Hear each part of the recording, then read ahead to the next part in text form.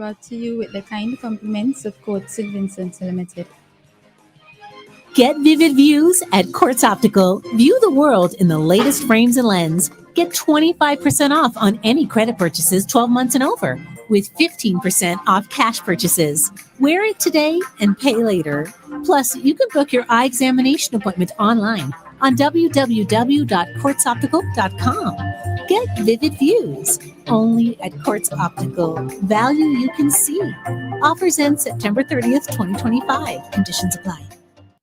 Welcome back to VFM's Midday News, brought to you with the kind compliments of Court St. Vincent Limited.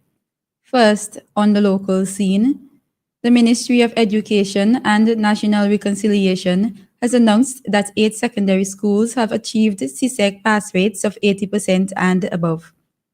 The schools include St. Vincent Girls High School, St. Vincent Grammar School, St. Martin's Secondary School, St. Joseph's Convent Kingston, Canawan Secondary School, Thomas Sanders Secondary School, St. Joseph's Convent Mariacoa, and Beckway Seventh-day Adventist School. The St. Vincent Girls High School topped with an impressive 98.92% pass rate. Overall, the national subject pass rate rose from 73.6% in 2024 to 79.11%. The Minister of Housing, Informal Human Settlement, Youth and Sports, Honorable Orlando Brewster, has announced plans to construct the first indoor facility for netball.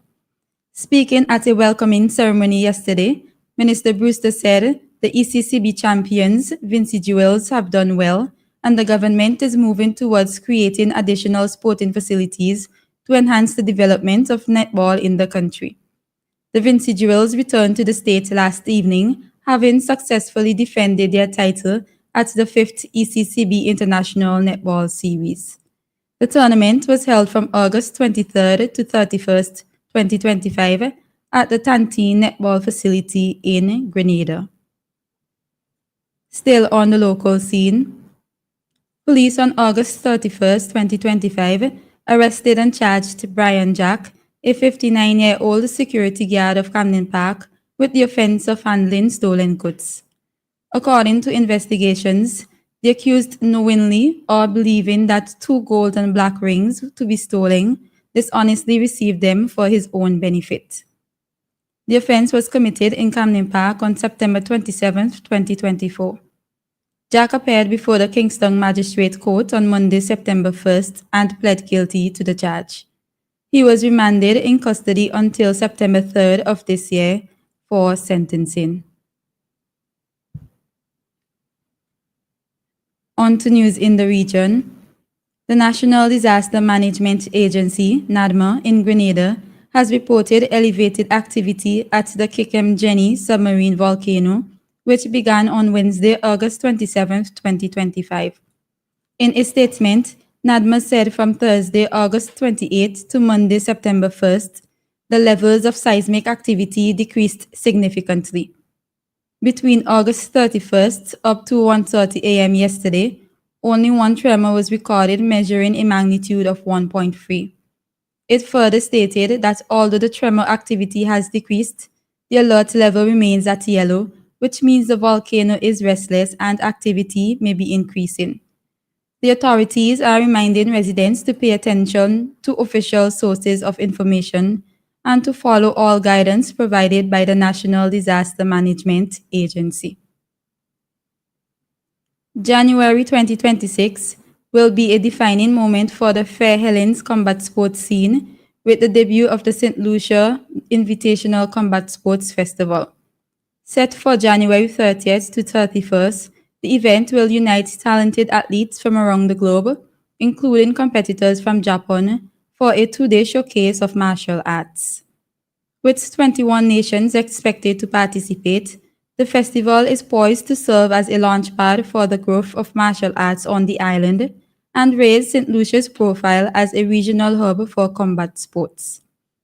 Organized by the St. Lucia Mixed Martial Arts Federation and backed by the Ministry of Youth Development and Sports, the festival was officially introduced to the public during a media launch held on August 26th at the Finance Administrative Center in Castries. The president of the federation noted the goal is not only to deliver a successful inaugural edition, but also to establish the festival as a permanent fixture on St. Lucia's sporting calendar, thereby creating new opportunities for sports tourism and international engagement. On the international scene, Ghana's president, John Mahama, has fired the country's Chief Justice, Gertrude Tokono, following a recommendation by an inquiry. She had been on suspicion since April after complaints were lodged against her in petitions by 3 individuals. Mahama's office said on Monday that a president-appointed commission found grounds of stated misbehavior and recommended her removal from office.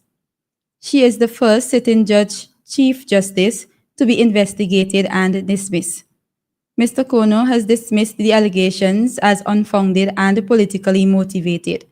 The presidency said Mahama was required to act in accordance with the committee's recommendation.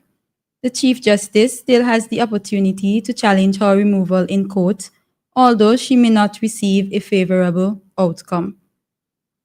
Finally, in sports, Australia's captain Pat Cummins has been ruled out of limited overs series against New Zealand and India with a back issue, but is expected to be fit for the Ashes against England this winter.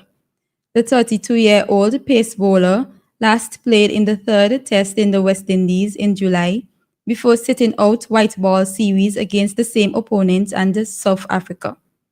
Australia will travel to New Zealand for 3 2020 matches in October before hosting India in 3 one-day internationals and 5 T20 matches. This has been WeFM's Midday News. I have been your presenter, Shanika Stapleton. Join us again at 3 o'clock for WeFM's 3 p.m. news. WeFM's Midday News came to you with the kind compliments of Court St. Vincent Limited. Shop with confidence at Courts. Get the lowest prices guaranteed. Get appliances, furniture, electronics, and so much more. If you find a lower price on any other products elsewhere, we'll match the price. Plus, we'll give you back 110% of the difference. Shop with confidence only at Courts. Bringing value home. Special conditions apply.